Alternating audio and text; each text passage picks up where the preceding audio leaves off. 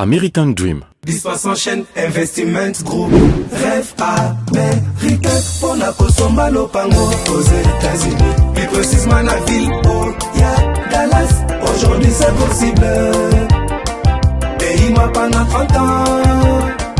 Ne vous trompez pas l'adresse. Dispace en chaîne, Investment Group. Voulez-vous acquérir une maison aux États-Unis? L'agence immobilière Dispensation Investment Group d'Elite Global, basée à Dallas, vous en donne l'opportunité. Il vous suffit de verser un acompte pour acquérir une propriété que vous payerez progressivement pendant 30 ans. Oui, vous avez bien entendu, pendant 30 ans. Contactez-nous au +1 737 420 84 24, au +1 469 720 60 93 ou au +1 737 548 51. Dispensation Investment Group, investissez dans votre avenir avec l'immobilier aux États-Unis dès aujourd'hui. Oh ma papa, ton maman Lopango. Rêve américain. Venez nous contacter. Rêve américain. Tapez sur Google. Dispace en chaîne, Investment Group. Na moke na komi baye. Lopango elenge. Ozala bayere elengi tout. Héritage à bana. Rêve américain. Pour la Kosomba Lopango aux États-Unis. Plus précisément la ville où y a Dallas. Aujourd'hui c'est possible. Pays m'a pendant 30 ans. Ne vous trompez pas l'adresse. Dispace en chaîne, Investment. Otaka Music Band International. Je vais essayer maintenant de mettre un peu le président Tshisekedi, voir si ça va passer ou pas, parce que je préférais que ça passe aussi quand même. Si ça va passer, ça sera une bonne chose pour nous. Mettons un peu le président Tshisekedi rapidement. Si ça passe, faites-moi signe. Ça ne passe pas, ce n'est pas grave. On continue. Le président Tshisekedi dit quoi? Et donc, moi, ce que je veux vous dire, les gars, c'est que vous êtes les meilleurs. Vous voyez que quand je vous le disais, je ne me trompais pas. Vous êtes les meilleurs. Vous êtes les meilleurs. Maintenant, croyez en vous et donnez-nous cette qualification. Voilà. Donnez à ce peuple qui a besoin de ça. On Pensez avait besoin au de ça. peuple congolais à chaque fois que vous allez monter sur la Une route motivation. contre, Les pasteurs de la République. pour les barrages. Félix Tshisekedi Azo, Pesa Bango Ce n'est Mora, pas trop tard. pasteur avec son église. On peut encore le refaire. Oui, Vous avez les barrages pour vous rattraper. oui, Mais allez-y à fond. à fond. Les gars, vous vous rendez pas Vous compte? vous rendez pas compte? Ça va faire 52 ans qu'on n'a pas fait, on n'a pas joué la Coupe Oh, du ils se Monde. sont les gars. rendus compte, Excellence. Vous imaginez qui vous êtes, vous, là? Vous là, Si ça arrive, c'est arrivé. 52 ans. 52. Vous portez vraiment une responsabilité énorme, les gars. Voilà. Est-ce qu'on est d'accord? Yoka. On est d'accord? On est d'accord? Oui. Yoka.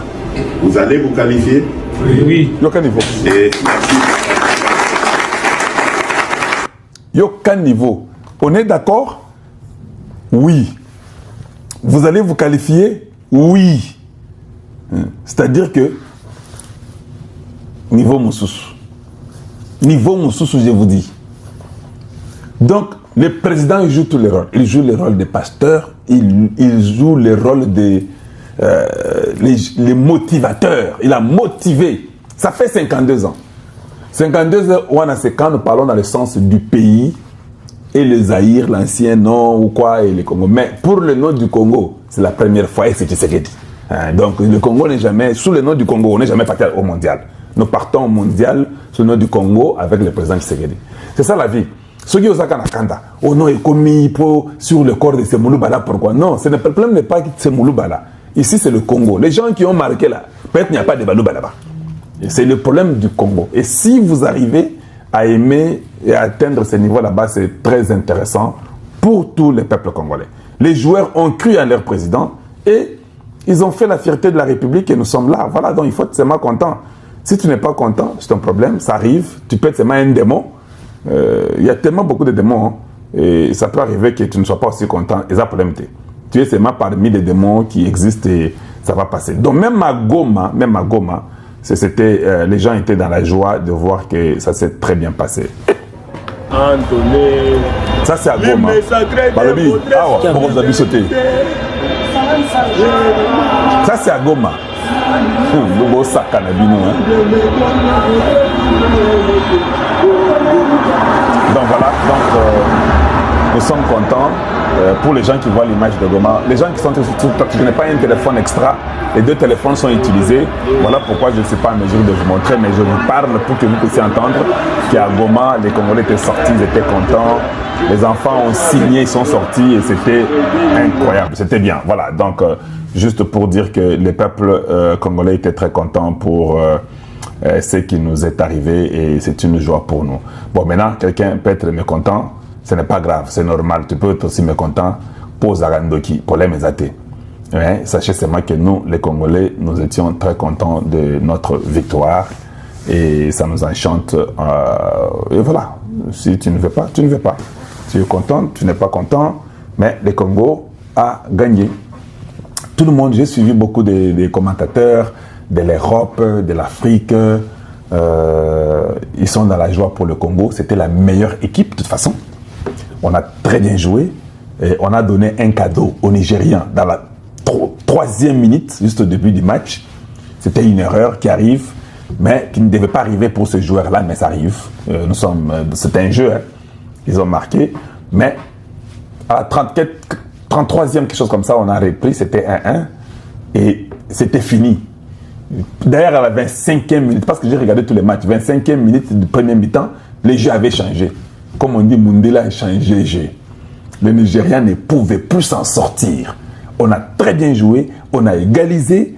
3e, donc, Tobeti Kitoko Makasi. Les buts ont été refusés. Tout ce qu'on avait de coups francs, l'arbitre Ndoki, un Marocain, Ndoki, ça qui est Mbongo pour que le Congo ne passe pas. Donc, en fait, la FIFA avait décidé que le Congo ne puisse pas partir. Vous comprenez? Moïse Katumbi. Ils ont tout dit, nous allons les cater. Mais tellement que Dieu était de notre côté. La justice de Dieu, là, il y en a. La justice de Dieu, il y en a. Ils ont tout fait pour que nous ne puissions pas être en mesure de partir. Ils ont refusé nos pénaltys, nos coups francs. Ils ont tout refusé. Match Silikou Touté, nous avions encore une autre minute de plus. L'arbitre a sifflé, l'arbitre est Nakati match. Bino, vous allez battre le Nigérien. Match Nakati. L'arbitre nous a pris 1 minute. Donc, c'est-à-dire que nous jouons trop bête match. Nous jouons bien. On nous vole au terrain. L'arbitre refuse d'aller voir les VAR, pour la révision de ce qui est arrivé. À Boyi, jouer, on joue. On veut marquer. Tozana contrôle tout. Il dit non, je vous vole même 1 minute. Il vole les minutes. Ils ne veulent pas que nous puissions gagner. On va au penalty. Tobeti Bango. Donc, il faut être content. Il faut être fier de votre nation. Nous sommes les meilleurs.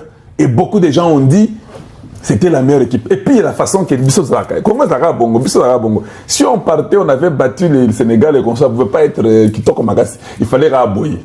Il fallait qu'on aille par là. Tobeta Bango. Que les gens voient que nous avons tapé les Camerounais. Les Camerounais, ils sont inconsolables.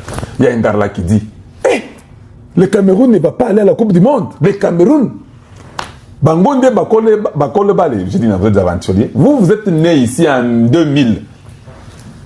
Vous connaissez l'équipe du Congo. Congo, tu vois tous les petits Camerounais, Nigériens commencent à se jouer de nous maintenant à cause des ordres d'un étranger qui a pris notre pays pendant 18 ans. Le Congo, ce n'était pas une équipe à jouer avec. Oui, le Congo, ce n'était pas une équipe à jouer avec. Bon, de toute façon, quand on dit que nous sommes les premiers à aller à la Coupe du Monde, bon, peut-être on parle de l'Afrique noire, mais l'Égypte était partie avant nous, ça nous devons le savoir. L'Égypte était là-bas avant nous, avant c'était l'Égypte et puis après le Congo. Mais voilà, mais quand on dit c'est le Congo, c'est le pays africain, où on veut dire africain, le pays Afrique noire. Mais je crois que l'Égypte était là avant nous, si je me rappelle bien. Donc, nous avons très bien joué.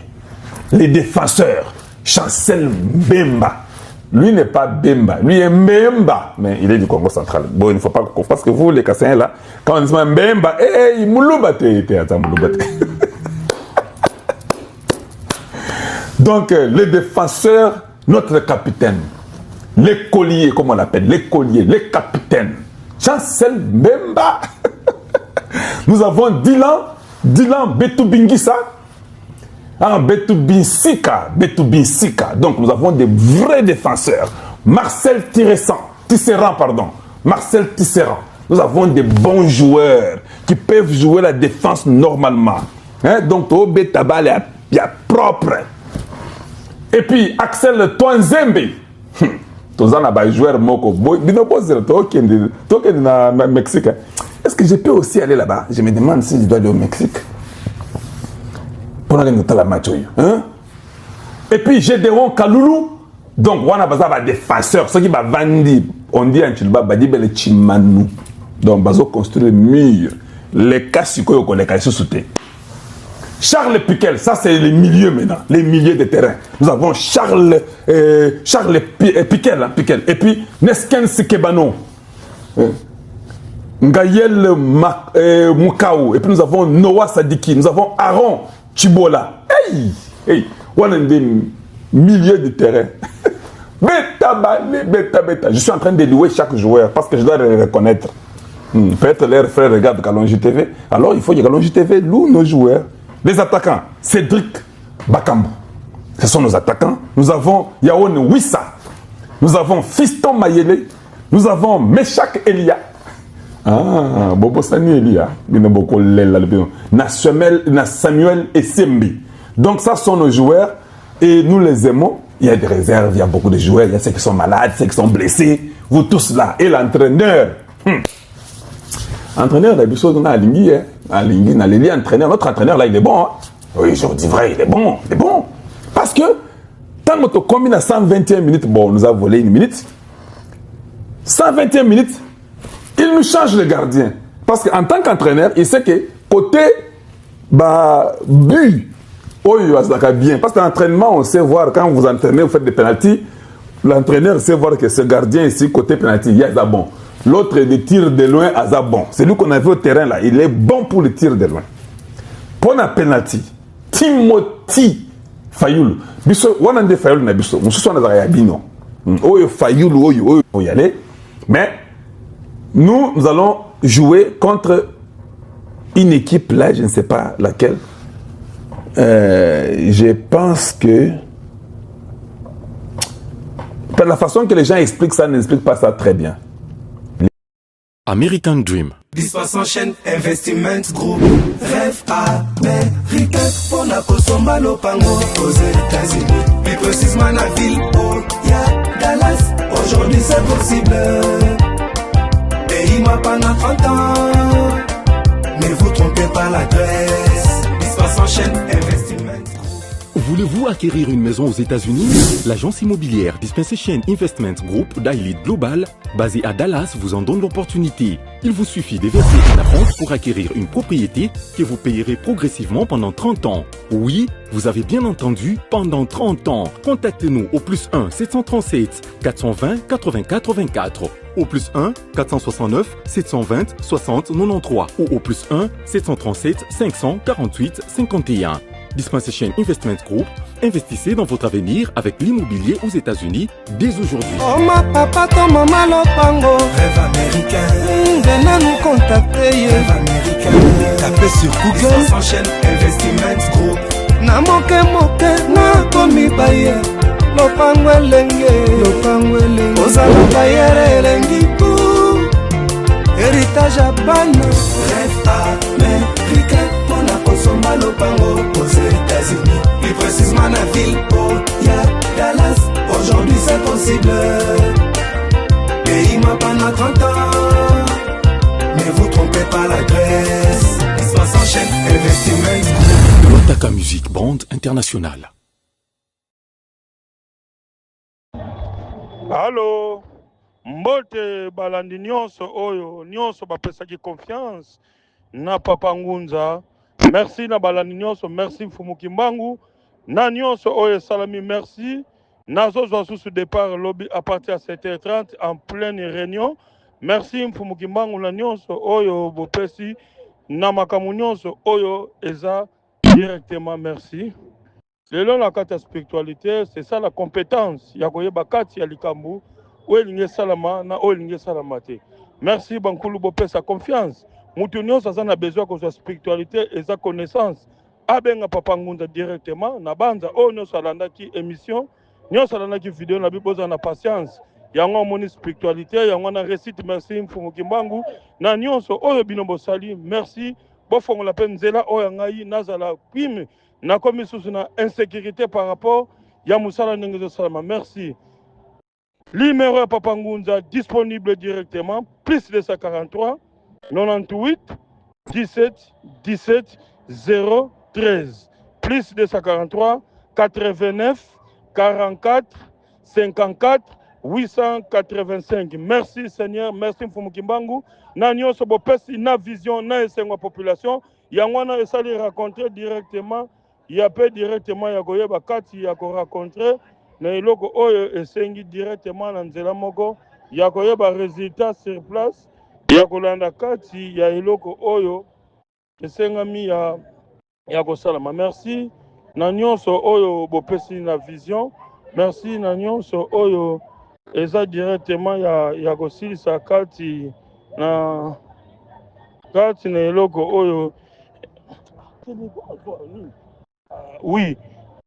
oui directement kati ya koyeba kati na esengo nyonso na vision nyonso ya koyeba kati na eloko nyonso. Merci kati na nzela nyonso oyo esengami na nzela ya Mfumu Kimbangu.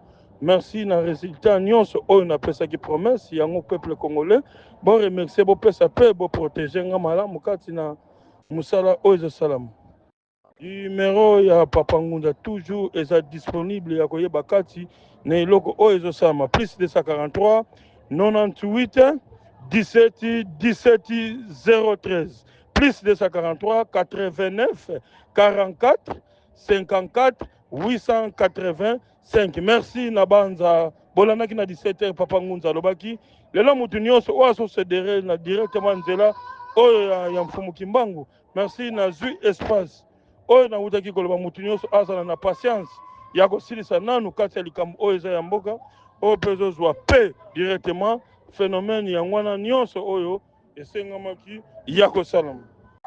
Merci balandi nyonso. Lelo toka premier deuxième sujet mutu nyonso oyo aza na kati ya féblicité ya kimobali éjaculation précoce kati na eloko oyo ezosala malamu te abenga Papa Ngunza. C'est ça la compétence et l'expérience. Merci excellence Didier Boudimbu, les patriotes directement merci na remerciement oyo pesi na bandeko na yo oyo nyonso pesi na promesse na oyo prometaki yango réaliser. Merci excellence, merci na nyonso zwa équipe tina kati ya suka ya koyeba kati ya eloko oyo lobi yango zosala yango na musala prime nyonso promettre yango oyo pe mokonzi mboka lobaki na patriote ya eloko. Merci. Lelo mutu nyonso na banza bomoni capacité ya Papa Ngunza na lobaki yango bozala kimia peuple congolais nyonso yango oyo résultat ya eloko oyo euti kosalama. Merci na sala yango na esengo mingi en plein air bato bazali par rapport ya kolanda vision. Numéro ya Papa Ngunza plus de 143 89 44 54 885 plus de 143 98 17 17 013 na banza na esengo munene na remerciement nyonso na bakado nyonso. Merci ba chers collègues oyo pe bauti bamboka mususu. Merci na eloko oyo tosangisi epesi vision na banza bomoni complication match ezalaki nango ya 3-1 mais par rapport ya makambo esengami ya osalama pas de problème. Lelo na suka oyo bomoni bomoni mutu nyonso a respecter ba norme na likambo osalaka ozala complication benga Papa Ngunza asunga yo. Merci Mfumu Kimbangu munanzila tata Simo Kimbangu munanzila yankamba. Merci.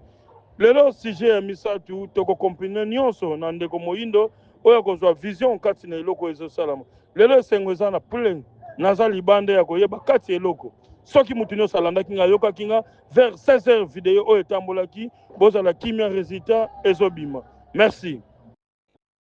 Lelo troisième sujet mutu nyonso oyo aza na problème ya mwana oyo etangami ya eloko oyo ezosalama te visa mukande kota na préfective ti lelo ezo compliqué abenga Papa Ngunza naza disponible na banza na kosala video ya mulayi te. Mutu nyonso oyo aza na problème na nzela tata Simo Kimbangu mvuluzi abenga Papa Ngunza ya kozwa résultat. Oza na problème ya diabète type 1 type 2 Type 3, absence ya pancréas, benga papa ngunza. Ceux qui ont bombi faiblicité, ya ki mobali. Et que ça, le 4 maladies, ou et que ça le passe. Ozana problème, ya ki mobali, musisa à gauche, na droite. Lelo batebele ba mituni, papa ngunza nazana faiblicité, naza mboka musika na koza produit comment? Na kosa la produit naturel directement, na eloko o eza sur place, ma bien mafuta, na ko rendre service ya 22 cm, 24 et 26 na bo pikiniki ya kotelem. Lelo batebele oyo bakaboli ba chambre na ba mama za suna esengo te. Yango mundo oyo reçu problème ya faiblicité, benga papa ngunza na kosala so na mai na mafuta. Numéro ya papa ngunza disponible. Plus 243 98 17 17 013. Plus 243 89 44 54 885 na kosala so maladie tout. Oyo zanango eza disponible. Merci na bana nango continuer lobby na esengo munene na ndenge naza likolo ya batu nyonso banseklenga. Merci opanza sango oyo sikoyo na par rapport ya merci mfumu kimbangu, merci mama kimpavita résultat yangwana yango phénomène ya paix yangwana na lobaki yango salami. Merci de voir la compétence et la capacité.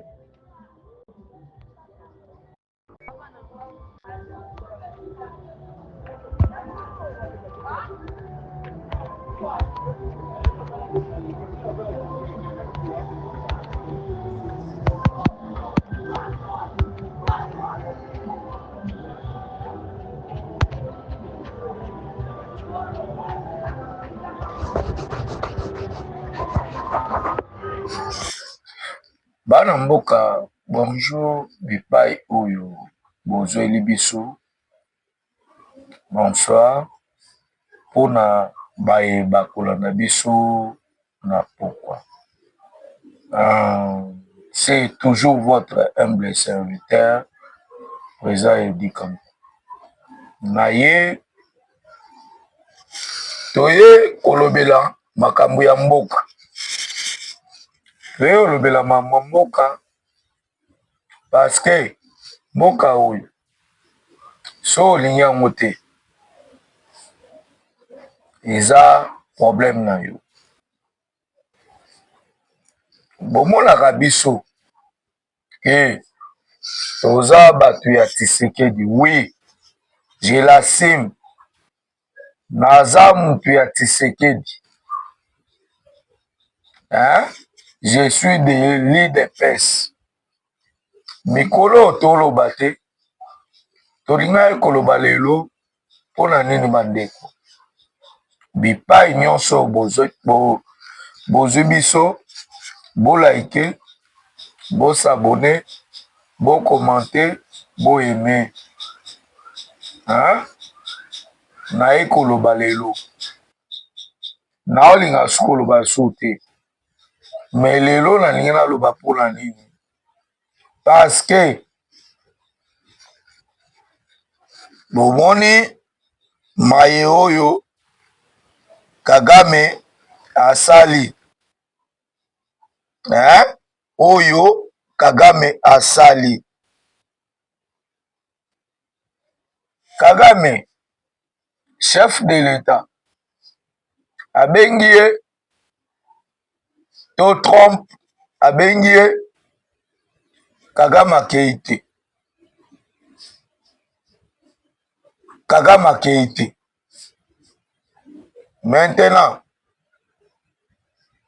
chef de l'État congolais, Félix Antoine Tshisekedi Tshilombo, moma wakani na mukishumu tozubwa bilumbu. Akei. Bona kolakisa na mokili ke Kagame aza mutu ya lokuta. Maintenant, Kagame aza mutu ya lokuta. Ezali ba briefing o na opesa bino. Tomoni le général Chibangu o bakangi ye tokodéveloppe yango awa bokoyeba pourquoi bakangi général Chibangu.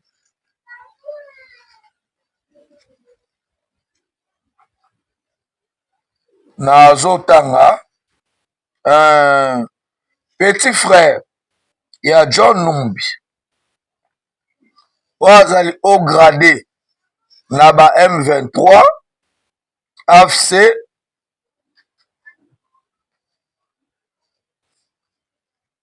ndenge azali boye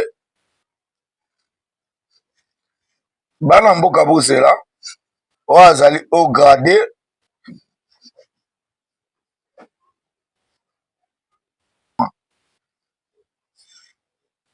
tokolobela yango awa todéveloppe yango. Nalingi mpena bolaike bosabone bokommente émission. C'est très très important parce que na mayematali information lobi bomonaki ba Léopard na biso bapesi biso esengo. Léopard egania na mokolo ya lobi tokolobela yango awa na bani nanu na information ya John Chibangu. John Chibangu babandaki bainterpele ye awa auti kokende na bandundu mais général John Chibangu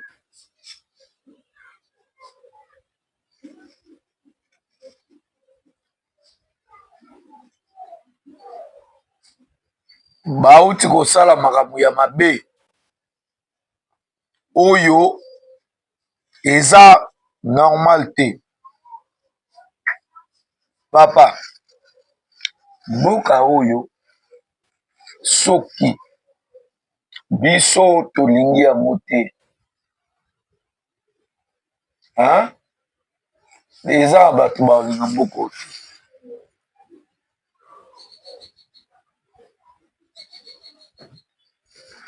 yo ozoluka otrahir république. République ya koko na yo te ya tata na yo te. Biso toza na bagénéraux oyo peut-être tokopera na bango. Toza na bagénéraux oyo tokopera na bango, tosola na bango, toza na bango mpe normal. Mais John Chibangu ozala rebelle lobby. Yo ozala rebelle lobby. Mais bosunga République démocratique du Congo te. Boza badémon. Parce que lelo nde naza boye esengeli naloba na bazoba oyo balingi mboko te. Lokola yo soki nani soki général soki John Chibangu yo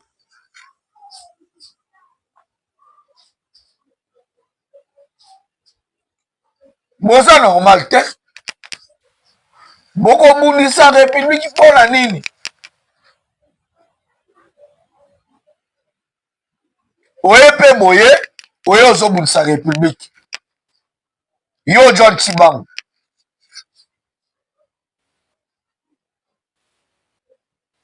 Oza nani?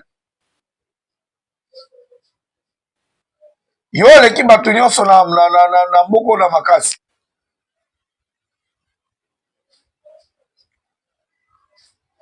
Bakristian ti oye bango wana baza na prison. Baza na prison. Mpona nini boza na kindoki ya makasi boye?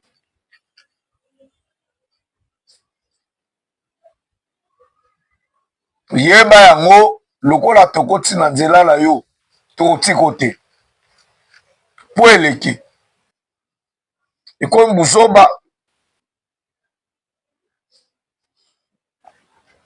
bona obungisa momai wakanida elnos tu Tshisekedi mama azosala ezokamusa bino te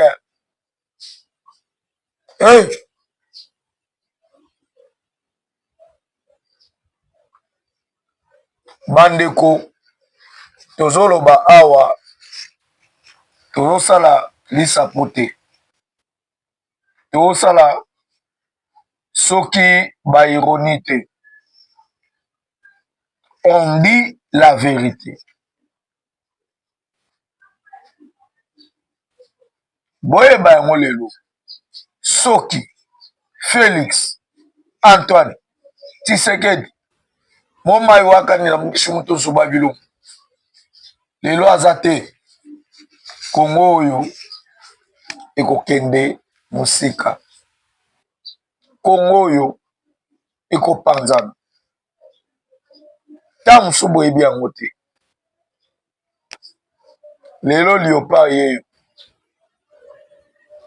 Léopard yeye coupe du monde nga uti mwasi na nga ketsa moseka nda afandi wana c'est la première fois namona mwasi na nga osepela mambo ya bale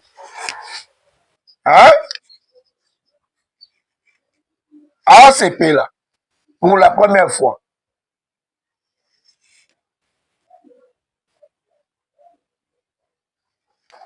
vous devez faire un effort il y a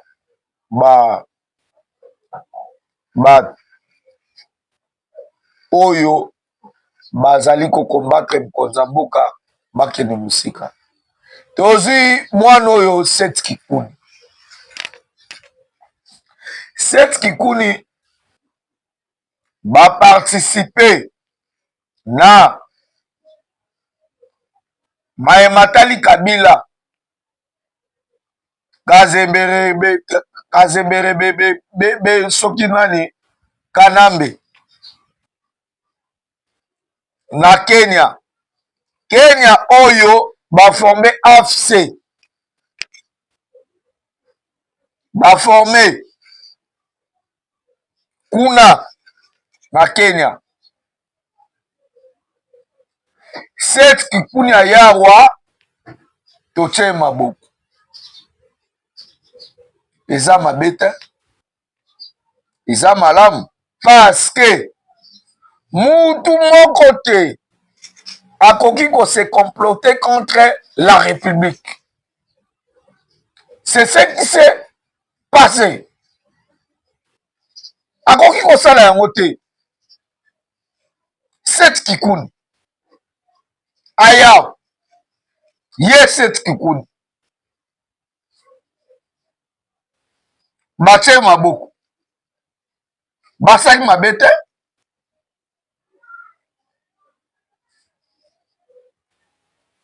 basali malamu de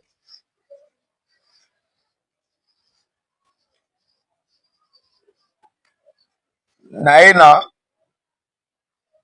oyo totali Godin Poi malgré topesaki batitre totie batitre tosali boye naena Godin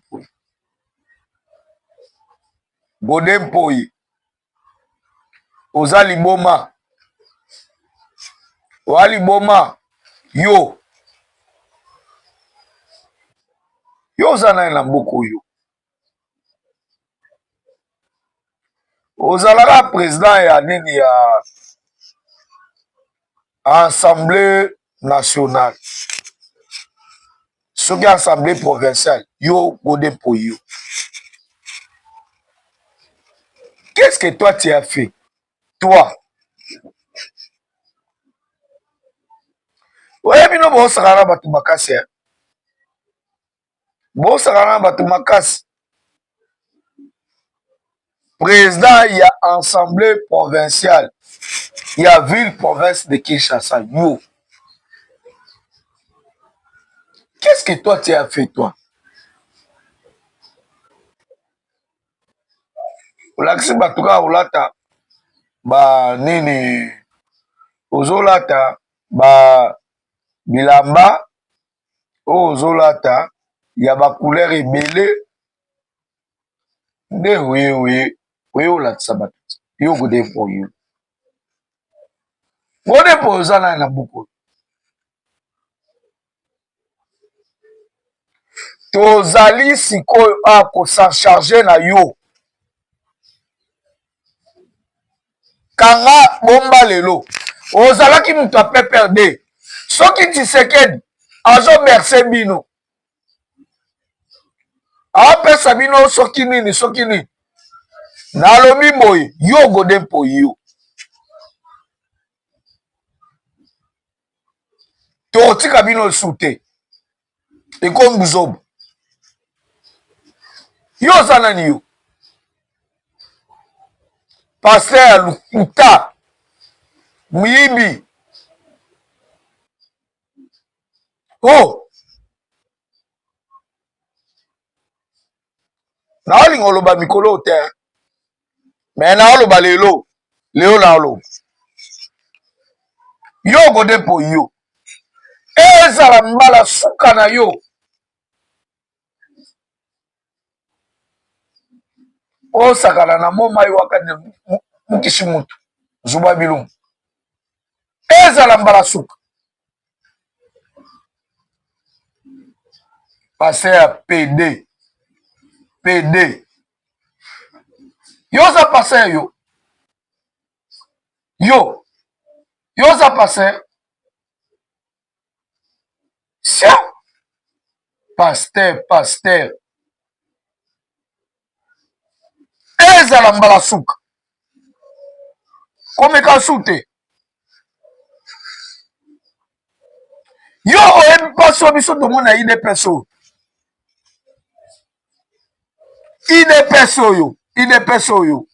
ozomona oyo oyebi mpasi oyo biso tomona eliango yo ozali na PPRD kuna na Kabila azolalo na masoko azolalo ya nyonso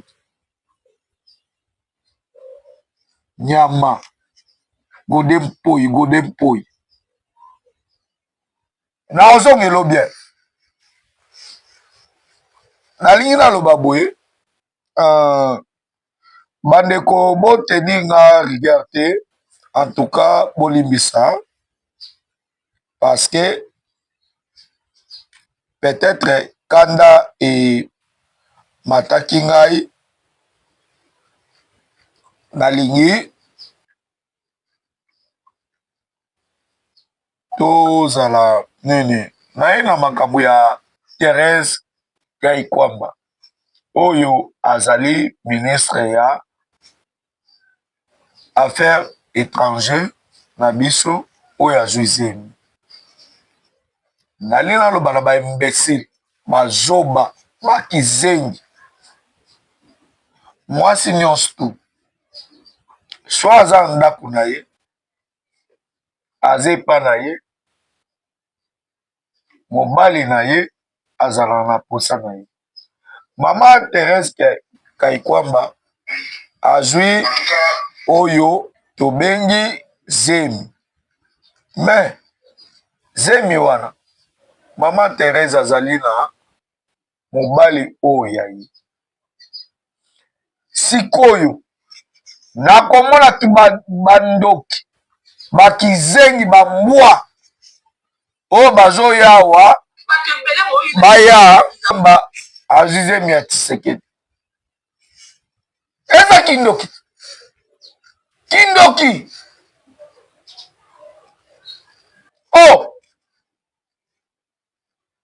bino mpena bato oyo bolingaka nini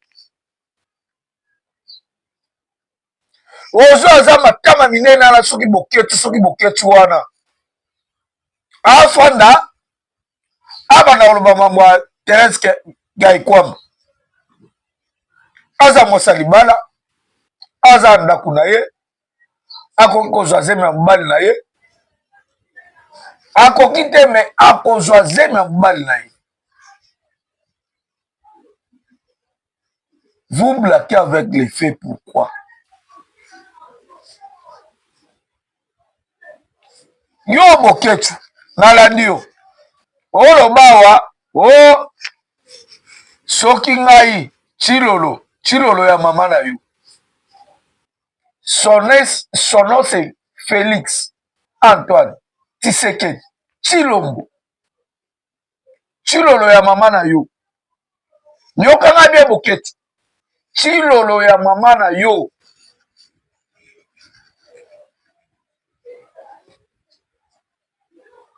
bokende koloba ke o mama Thérèse ya kwamba azwi zemi ya Tshisekedi eza kindoki to eza nini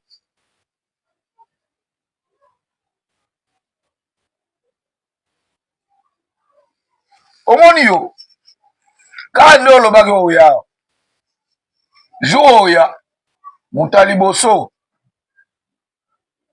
abeto bambate eza présent edikamuka oyo oyo aloba liboso na naosala émission mpe naotindelo ngai naotindelo msenzi chilolo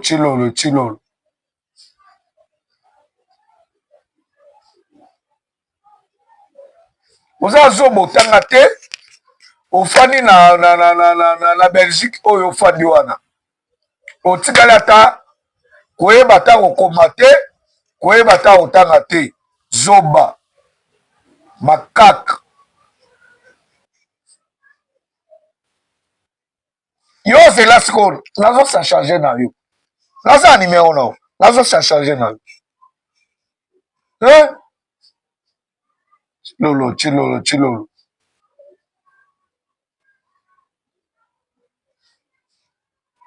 nalonge na page ya nyama wana ya boketu wana nalonge na page na yo nalingaki naloba boye bana mboka bolimbisa ngai bolimbisanga mpena maintenant nalingi naloba boye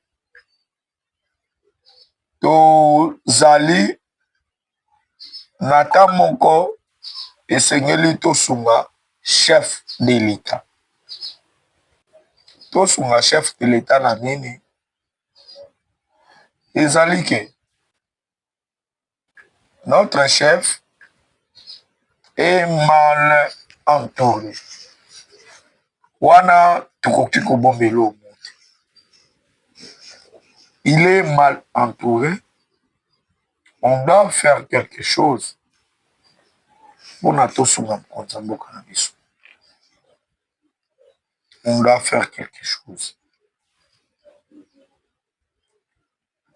ebele ya bato oyo baza pembe na mokonzi ya mboka basunga te tozoyoka ebele oyo tozoyoka esa pena kitoko te lelo toyaki awa te toloba mambo ebele mais toyaki toloba vérité on doit aider notre chef de l'État pourquoi parce que c'est notre pouvoir eza pouvoir na biso esengeli tosunga yango ekoka kokende liboso ekende liboso mpona lobi mpe tokoka kozala bato plus de 143 89 32 44 181 plus de 143 89 32 44 181 likez, s'abonner, commenter, aimer et partager.